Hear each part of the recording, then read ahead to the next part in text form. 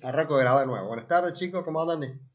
A los que están y a los que escuchan la charla de esta posterior, en forma diferida, buenas tardes a todos. Disculpen la demora de arrancar, son media hora de más tarde de lo indicado, así que bueno, agradezco por esperar a pesar de todo. Bueno, ¿cuántos somos? Un poquito, como siete. Hoy, la temática de hoy es monitor de rendimiento. Vamos a arrancar, ahora voy a presentar pantalla. Vamos a cambiar de tema. Cambiar de tema. Sí, de cierta manera cambiar de temática central. Hasta ahora vimos cómo procesar raster, ¿no? Que son las imágenes satelitales compuestas por píxeles. Y ahora además vamos a trabajar con vectores. Vamos a utilizar en mayor parte el monitor de rendimiento, porque el vector es la información por excelencia, ¿no? Eh, si bien no toda la gente tiene la posibilidad de tener un monitor de rendimiento en su región, no quiero que sea algo excluyente para aprender. ¿Por qué? Porque yo más que nada me concentro en que, si bien un monitor de rendimiento, que es un vector. Y de la misma manera que nosotros vamos a procesar el mapa de rendimiento, podemos procesar otro tipo de vectores. Eh, por ejemplo, mapa de eh, conductividad eléctrica, mapas de resistencia a la penetración, mapas de eh, profundidad de tosca, mapas de muestreo en general. Básicamente lo que quiero que se lleven acá es el concepto de vector y su procesamiento. Ayer hablaba Leonardo Fogar, antes de ayer, y dijo que él probó procesar los mapas de rendimiento de la misma manera que las imágenes satelitales. Y la verdad que sí es así. Esta es la idea de este curso. Básicamente es que el mismo procedimiento nos sirva para procesar una u otra. eh, para no redundar, para no marearlo con tantas metodologías, tantas herramientas.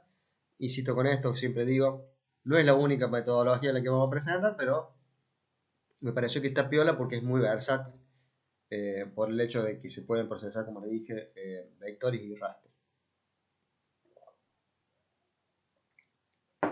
Así que bueno, vamos a empezar con la presentación. Eh,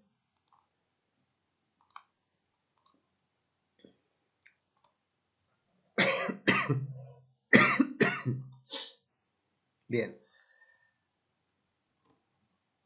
esto es una cosechadora. Arranquemos por la base, ¿no? No, me río, pero muchas veces empiezo a hablar de cultura de precisión, de monitor de rendimiento, y muchos no saben lo que es una cosechadora. ¿Tá? No creo que sea en el caso nuestro, pero estoy más acostumbrado ahora a partir desde la base, desde cero. Esto es una cosechadora y vamos a hablar sobre el equipo de agricultura de precisión que va montado. Todos los, en realidad vamos a hablar más para rendimiento, pero vamos a tratar de abordar todas las herramientas que hay AgTech aplicadas al mapa de rendimiento. ¿Cuáles son las tendencias en la cosecha de precisión? ¿No? En la tecnificación de la cosecha. Cosechadoras cada vez más precisas, eficientes, con autorregulación, autocalibración, en función de determinaciones obtenidas mediante visión artificial y sensoramiento cada vez más exacto. Acá vamos a hablar de todo lo que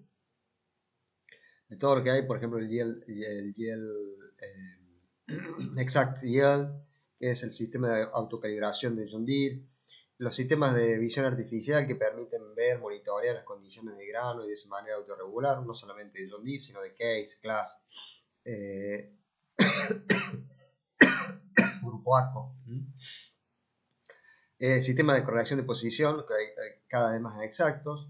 Eso favorece un montón de cosas, no solamente el procesamiento de los mapas, el post-procesamiento, sino que también la exactitud, ya que ajustando con errores muy bajos en el GPS, permite calcular las distancias de una manera mucho más precisa y de esa manera, obviamente, que el rendimiento se calcula más exacto, de forma más precisa.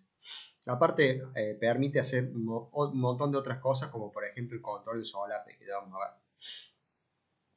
Eh, eh, bueno, la cosechadora es otra recolectora de datos por excelencia. siempre hablamos de que los equipos, las maquinarias dejaron de ser ya en mayor medida una u otra, pero ya dejaron de ser simplemente ejecutoras del trabajo por el cual fueron diseñadas, sino que también son continuos monitoreadores. Habíamos hablado de la sembradora, las características que tiene, de cómo monitorea nuestro suelo, y la cosechadora es otra monitoreadora más porque nos permite recabar información sucesiva año tras año del rendimiento, ¿no? El rendimiento que es básicamente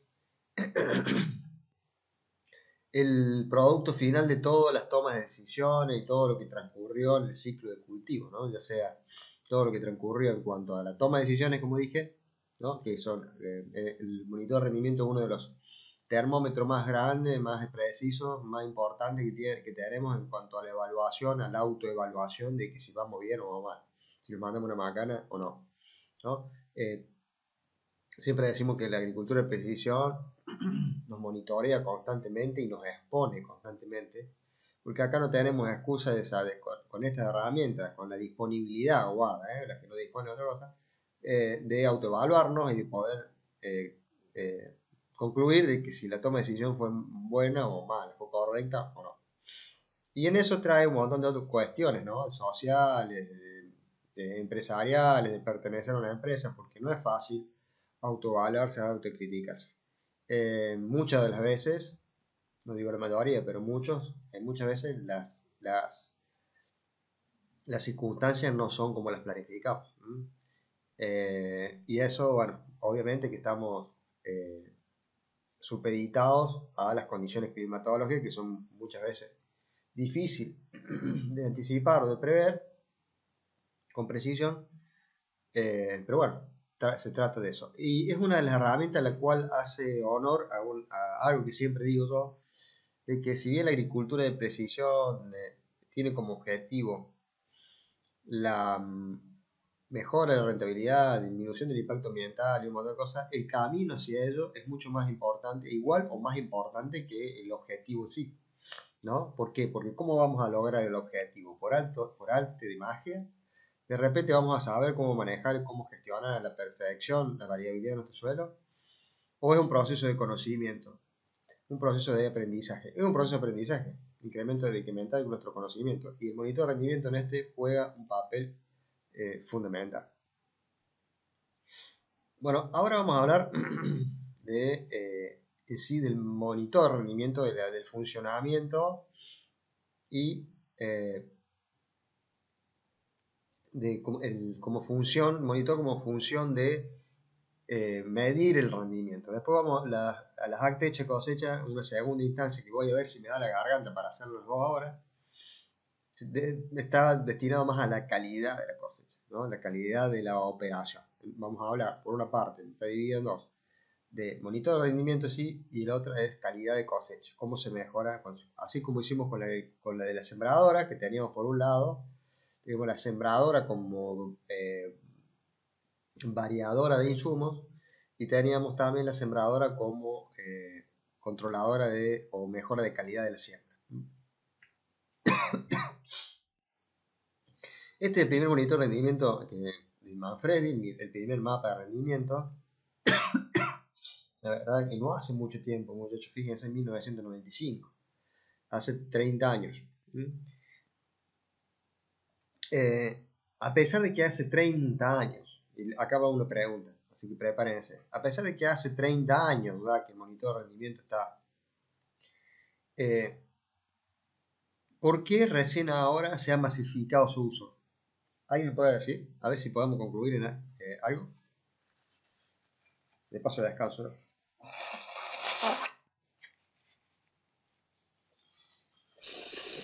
¿Por qué recién ahora se generalizó el uso? O se hizo, o como que está cobrando más importancia, como que la gente...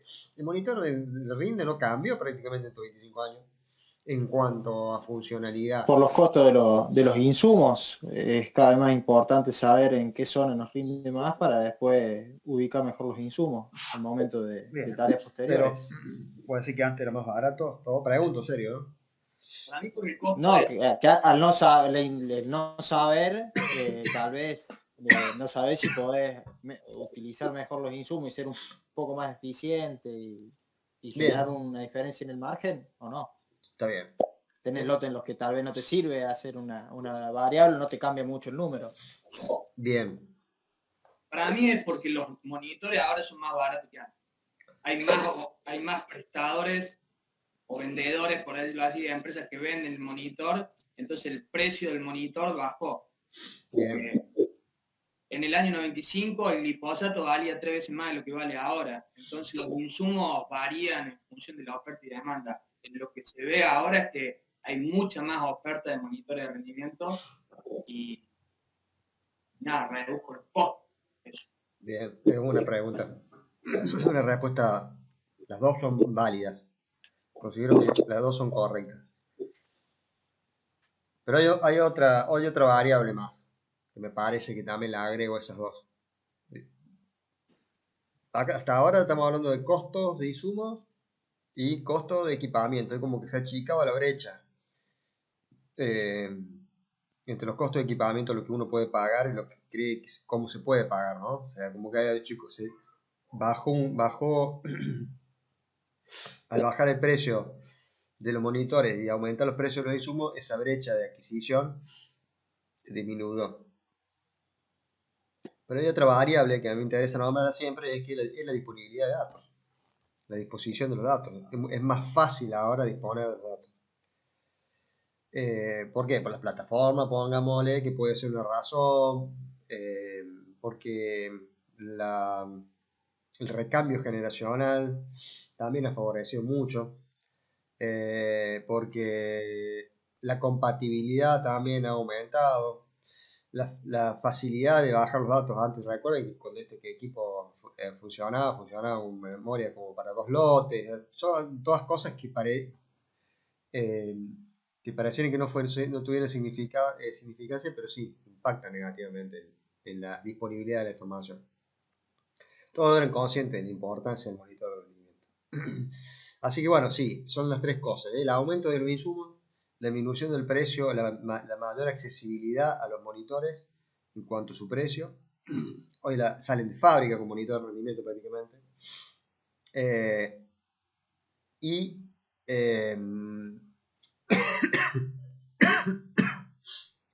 la mayor disponibilidad de la digitalización, la nube, y la mayor facilidad de hacerse el recambio generacional, es decir, mayor accesibilidad a la información digital por todas esas variables, ha hecho que haya aumentado considerablemente el interés. No sé si el uso, guarda, creo que hay más interés, no sé si se está usando debidamente. Este mapa de rendimiento es una sucesión de puntos geoposicionados que a través de los patrones por colores por escala de Coropleta uno visualiza o puede identificar a simple vista patrones de comportamiento, ¿no? Esos patrones que generalmente uno se lo atribuye a la variabilidad del suelo, pero bueno, ya sabemos que no solamente el suelo es la que hace variar el rinde, ¿no? Y ya vamos a hablar un poquito de todo eso. La utilidad del mapa de rendimiento, bueno, se utilizan básicamente, yo lo resumo en dos cosas. Si bien acá hay un montón, una lista bastante grande, básicamente es para hacer nuestras propias mediciones, nuestras propias ensayos, y para relevar la variabilidad de nuestro lote. Para ensayos y variabilidad del lote, básicamente. Esas son las dos funciones, ¿no? Porque nos sirve continuamente, es una herramienta continua de relevamiento y gracias a la exactitud que tienen actualmente los mapas de rendimiento, que es considerable, uno puede identificar diferencias significativas hasta de 100 kilogramos en el destacamento. Básicamente consiste en una pantalla, ya la conoce todos, que se personaliza en cuanto a la visualización del menú. Pero lo más importante de todo eso es cómo se calcula el rendimiento por hectárea.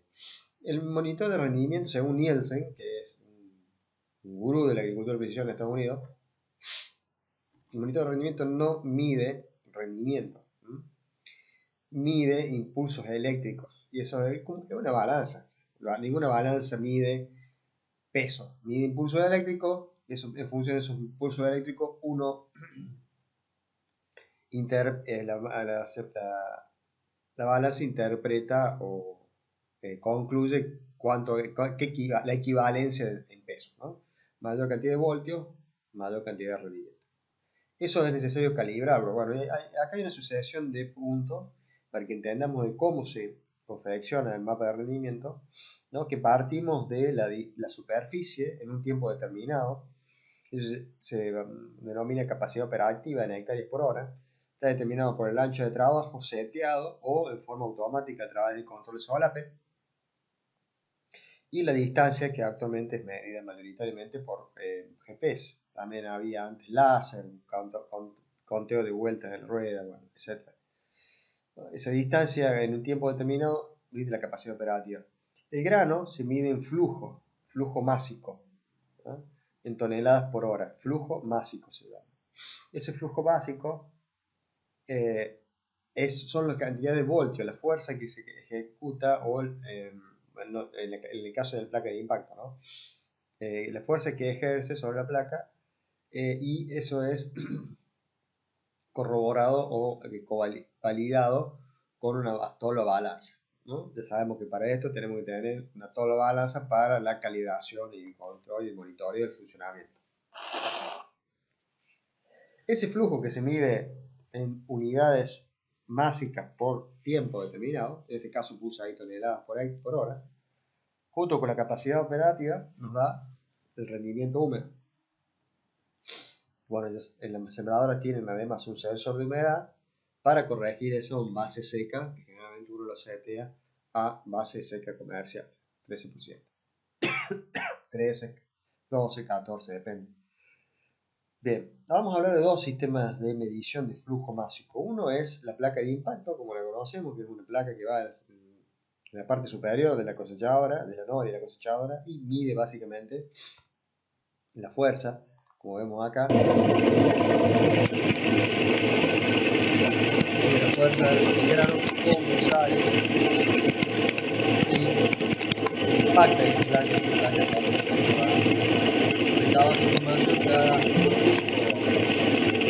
un tiempo determinado, ¿no? Uno puede setearla, generalmente uno puede optar por un tiempo determinado para el registro de un dato. Generalmente cada 2 segundos. Pero quiero que vean acá, que noten cómo difiere el video apenas arranca a cómo cuando termina. Esto también vamos a mencionar porque hay cierto flujo óptimo de funcionamiento del mapa de rendimiento, por eso quiero que lo vean y lo analicen, digamos, ¿no? Para que lo vean, para que lo tengamos en cuenta más futuro. Pero fíjense cómo arranca. Ahí puede ser cuando entra una cabecera o cuando disminuye el rendimiento. Bien. Otro de los monitores, el sistema del monitor óptico, ¿no? Que mide el volumen. Tiene bastante discutido en cuanto a su precisión, pero lo que tiene el sistema óptico es que es muy práctico para la instalación, la calibración y el mantenimiento, ¿no?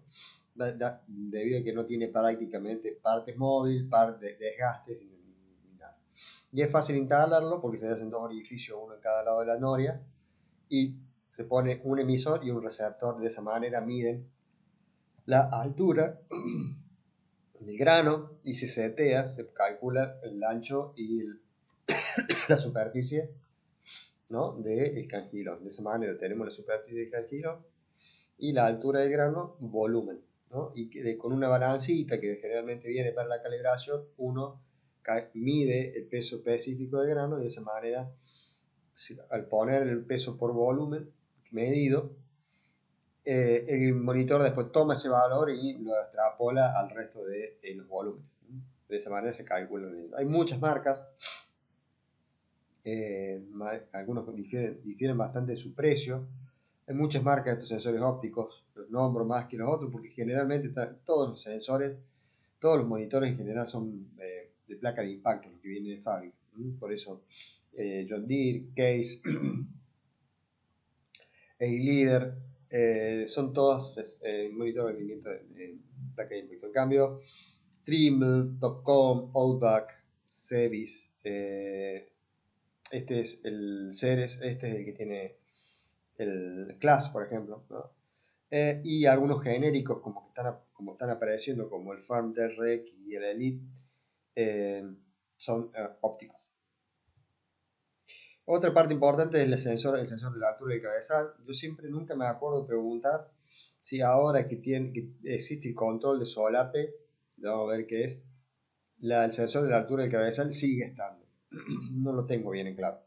Esto sabe ser un problema cuando está mal seteado en los monitores, por ejemplo, Case, que muchas veces aparecen los monitores, los mapas vacíos, y una de las cuestiones es porque se setea mal el caño, la bajada. No registra GPS, datos GPS. Si graba, si registra peso, puede medirlo, pero no los registra, no los geoposiciona.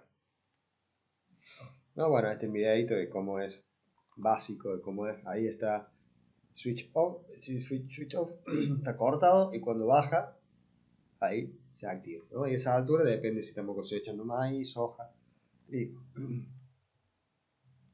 Los controles de superposición, de solapamiento con la corrección diferencial, ingresando el ancho de trabajo y mediante la posición del GPS, o sea, el GPS del receptor del GPS, la cosechadora hace como una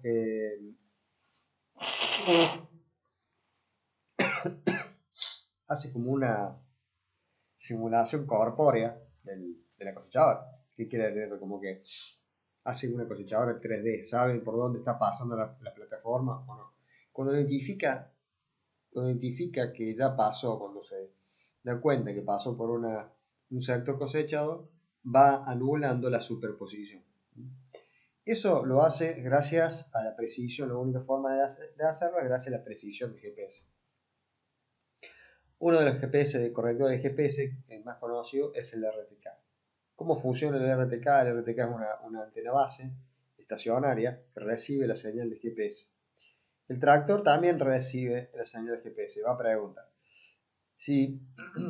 ¿por qué el GPS, la antena estacionaria, tiene la capacidad de medir el error y no el tractor?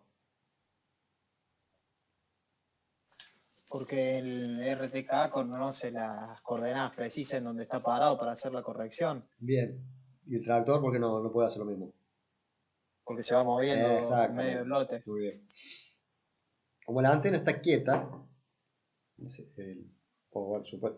da por supuesto que está quieta, entonces que la señal de GPS no tiene que variar. Al variar, la antena entiende de que es un error, ese error se mide y se envía al tractor, ¿no? Generalmente por radio, que tiene un alcance de 15 kilómetros, siempre y cuando no haya objetos, ni una cortina de árboles, ni grandes obstáculos. Entonces el tractor, la parte móvil, recibe la misma señal de GPS con el mismo error, pero con el aviso de la antena de cuánto es el error. De esa manera lo corrige. Hay muchos sistemas de posicionamiento global. Generalmente decimos GPS, pero ya no podemos decir más GPS, porque GPS es el sistema de posicionamiento satelital de Estados Unidos, ¿no? Y aparecieron con el tiempo otros más, como el GLONASS, el COMPAS, el Galileo, uno chino, el otro ruso, el otro europeo. Y básicamente hoy los GPS en general trabajan en conjunto con todos los sistemas de posicionamiento global. Y pasó a llamarse GNSS, no se llama más. No me acuerdo qué significa la sigla, se me fue, pero no sé, está mal dicho GPS, ¿no? Porque ya no trabaja con varios sistemas de corrección, lo que hace que cada vez sea más preciso. Hoy tenemos la posibilidad de tener una precisión sin corrección diferencial, un error sin corrección diferencial de 2,5 metros aproximadamente, dependiendo de la cantidad de canales que tenga. Bueno, hay una cuestión mucho más intensa y densa para entender los canales, la frecuencia de la señal, lo que es L2, L2.1, todas esas cuestiones que hacen con el nuevo desarrollo de tecnologías que sea cada vez más preciso. No obstante, la interferencia atmosférica, muchas cosas no se pueden, o sortear, digamos. Entonces sí o sí, para llegar a correcciones centimétricas, sí o sí hay que hacer una corrección diferencial aún. Algunos, todos tienen lo suyo, por ejemplo, John Deere tiene el SF1, el SF3, el RTK. Difieren en cuanto a precisión, sí, tiempo de convergencia y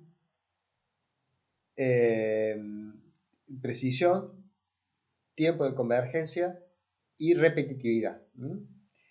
Por ejemplo, el RTK tiene un tiempo de convergencia, ponen de 1 milímetro, pero un minuto, pero prácticamente no tiene tiempo de convergencia. ¿Qué es el tiempo de convergencia y por qué el Starfire 3 tiene mayor tiempo de convergencia? Cuando el tiempo de convergencia es el procesamiento previo a salir, ¿no? Es cuando converge todos los satélites, la señal de los satélites que está recibiendo en ese momento y la señal correctora. Que la señal correctora ya no es más una antena estacionaria, sino que son muchas antenas estacionarias dispuestas en todo el mundo. Nosotros tenemos, por ejemplo, en Buenos Aires y en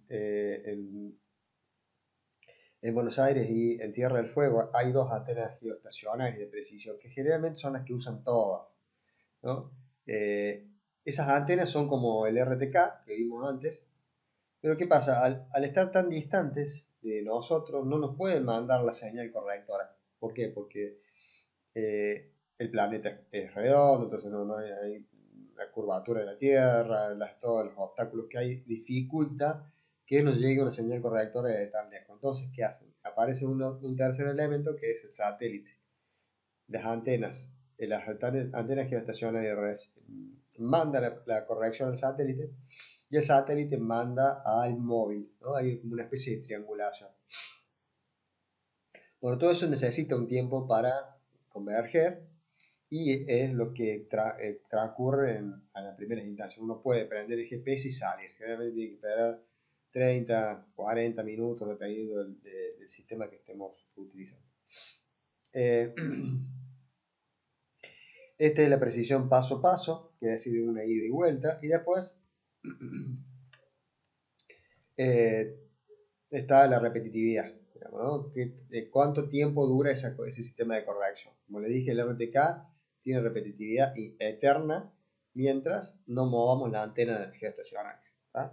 En cambio hay otras que en el transcurso del día puede variar. Entonces entre una ida y vuelta puede que me encuentre con que hay un poquito de solapamiento o algo porque acabó el tiempo de repetitividad y hay que vuelve a corregir, digamos. No es que tenemos que corregir nosotros, sino que como que arranca de nuevo. Esto es, por ejemplo, un mapa de rendimiento sin corrección diferencial. Fíjense, es muy común verlo ahora, como esas líneas parecen serpenteantes, digamos, para decir de una manera. No es porque el maquinista haya ido medio borracho, sino porque el error de GPS ubicaba el punto en donde, bueno, le caía. Y fíjense todos los errores que hay en el centro. Acá podemos ver de que el ancho de franja es todo homogéneo, a pesar de que, bueno, excepto acá, que se ve que sí ajustó el ancho de franja, no obstante se ve que se le fue un poco la mano, porque fíjense cómo aumenta considerablemente el rendimiento. Bueno, acá disminuyó el ancho de franja por alguna cuestión, sin duda que fue en forma manual. Fíjense las entradas y salidas, las cabeceras, y acá esta es maniobra, que debe haber habido agua o algo que ha obligado a que no quede muy prolijo, que digamos, ¿no? Pero fíjense este mapa de rendimiento. Este mapa de rendimiento ya tiene corrección diferencial de la que hayamos mencionado. Y fíjese la rectitud del posicionamiento. Esto no se traduce en otra cosa que no sea precisión en el dato.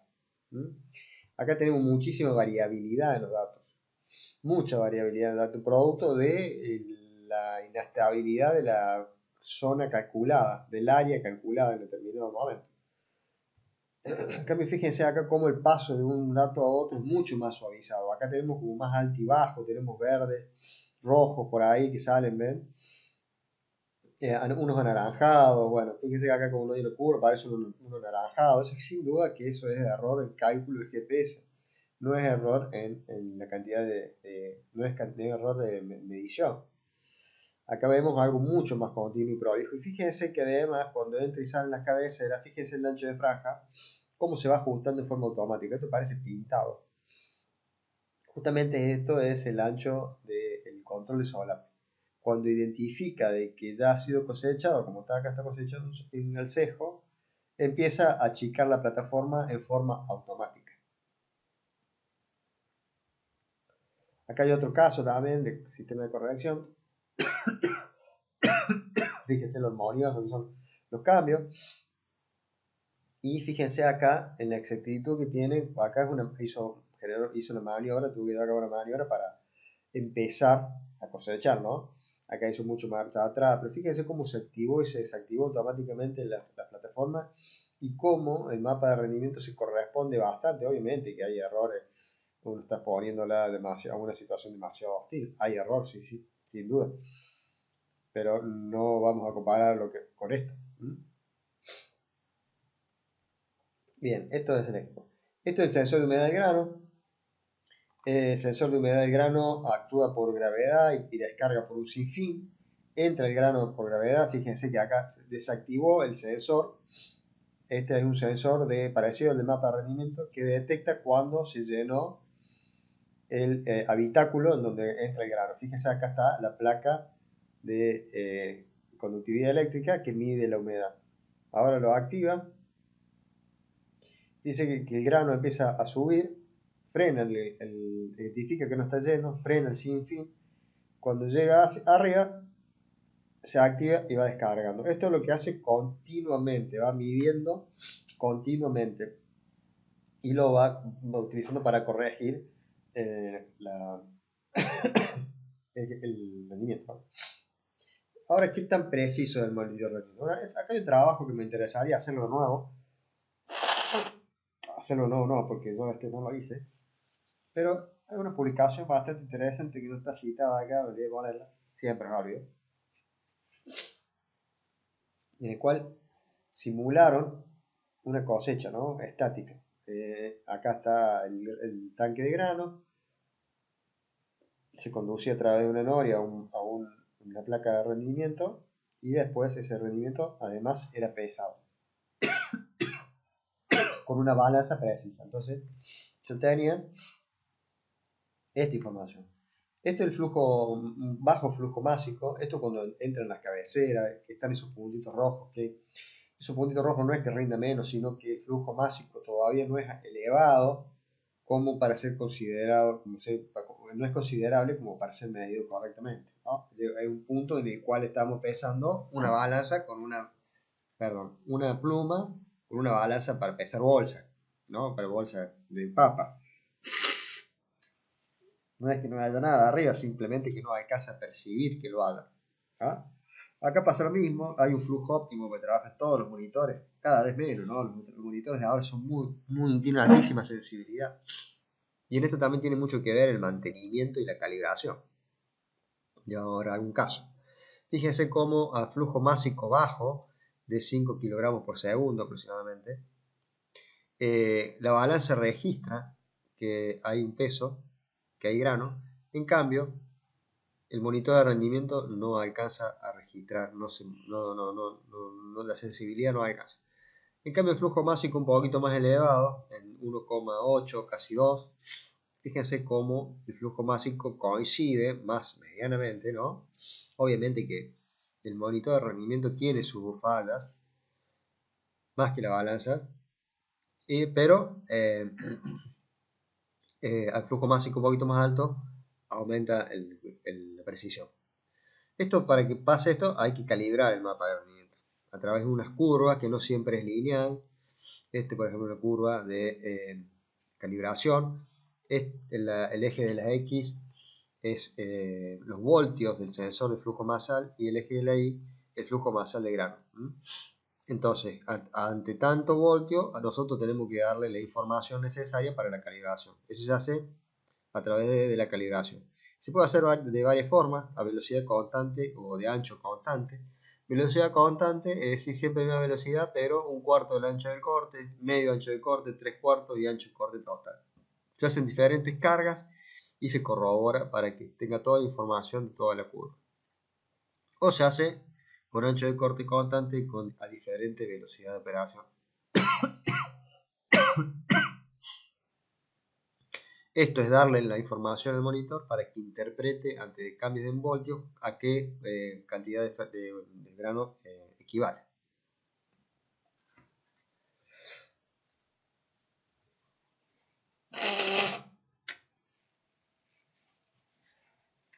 Bien. Hay muchos equipos, mucho desarrollo. Uno de ellos es el Active Gel de John Deere, que me parece muy interesante. Está en la serie S, de las cosechadoras serie S. Ya salen con esto, ya en Argentina está. Consiste en unas balancitas que estiman el cambio en la cantidad de grano que ingresa a la tabla. No suplanta ni a la tabla balanza ni al monitor de rendimiento. ¿Tá? Esto trabaja con un cambio que va entre los 900 y los 3000 kilogramos. Esa variación la alcanza a percibir y continuamente va ajustando el monitor de rendimiento, lo que hace que los mapas de rendimiento sean muy precisos. Yo tengo casos de que el operario, el contratista tiene dos cosechadoras, los dos con Active Yield, y prácticamente pareciera que no hubiera cambio o que hubiera cosechado con una sola cosechadora. No, es imperceptible la calibración de uno y de otro. Y muchas veces cuando se calibran dos cosechadoras a campo, siempre queda un errorcito, un saltito entre uno y otro. Acá no se percibe, realmente es muy preciso y un trabajo que estamos haciendo ahora que realmente necesitamos detectar muy poquita variación en el rendimiento. Vamos a comprobar ahora si realmente lo mide, pero mi teoría, mi hipótesis es que sí lo mide, que lo alcanza a percibir. Pero esto siempre tiene que ver el mantenimiento. Este es una cosecha de girasol, Generan Pico, La Pampa, de Nicolás Suárez, uno de los chicos que tomó el curso, que me facilitó el mapa. Fíjense cómo en este sector hay rayas y hay faltantes, ¿no? Hay datos y hay faltantes. Esto se cosechó con dos monitores de rendimiento diferentes. Nada más que uno no alcanzó a percibir rendimiento en esa zona. O sea, estaba todo bien, igual que en una cosechadora, una Case y una John Deere, no voy a decir cuál es cuál, ¿no? Pero fíjense que mientras uno prácticamente detectó esa variación que era de 1000 kilos, menos de 1000 kilos, la otra cosechadora no. Si hubiéramos cosechado con una sola, con la defectuosa, hubiéramos concluido de que ahí no rindió nada. No obstante, sí había, y la otra cosechadora lo detectó, ¿no? Esto es muy importante, el tema de la regulación, el mantenimiento de la cosechadora. Las opciones de carga y procesamiento de mapa de rendimiento, ¿no? Actualmente, recién mencionábamos, hay un sinfín de alternativas, no, tanto como un sinfín no, pero está la nube, el medio físico que sigue estando, el GP, el pendrive, ¿no? Y cómo se procesa, cómo son los mecanismos. Hay varios mecanismos, lo vamos a ver en el curso. Uno de los mecanismos es la transmisión de la información en la nube directamente, lo cual uno lo puede descargar en la computadora y procesarlo con otro software o dejarlo en la plataforma, ¿no? O descargarlo directamente a través de un pendrive a software reconocido, como por ejemplo el SMS, el AFS. No se puede directamente procesar desde la cosechadora al QGIS. Eso que esté claro, creo que todos ya lo tienen claro. Pero no se puede sacar de la cosechadora e ir al QGIS. Hay que hacer un procesamiento, una transformación, convertirlo a un shape o geopackage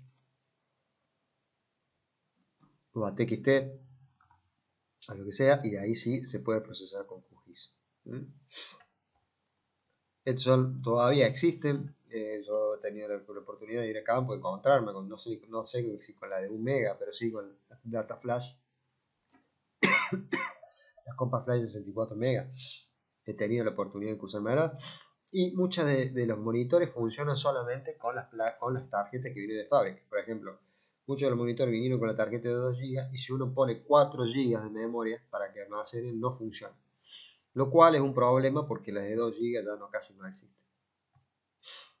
Hay que respetar los directorios cuando uno descarga en forma manual desde la cosechadora con un pendrive en nuestra computadora. Hay que respetar los directorios. En el Moodle hay unos videitos de cómo corregir o reparar directorios que han sido borrados, han sido renombrados y de esa manera, bueno, cuando uno quiere descargar el monitor de rendimiento no es posible. Entonces hay formas de corregirlo, están los videos ahí.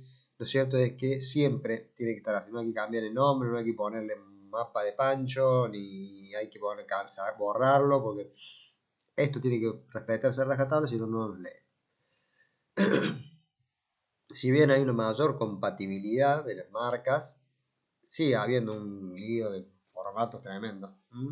Hay líder, ACO, Case, Class, todos tienen los usos. Y encima varían en función del año, ¿no? Por ejemplo, Case tenemos ILD, BI1, hasta el 2015 creo, el 2014, y no, menos, hasta el 2010 creo. Y a partir del 2020, no me acuerdo, no me fija bien la fecha. Pero por ahí, hace 10 años vamos a poner, por ejemplo, no me acuerdo bien, apareció el CN1, pero van cambiando constantemente. John Deere también, el primero fue Gristar 2, Gristar Original, y actualmente tenemos la Gristar 3,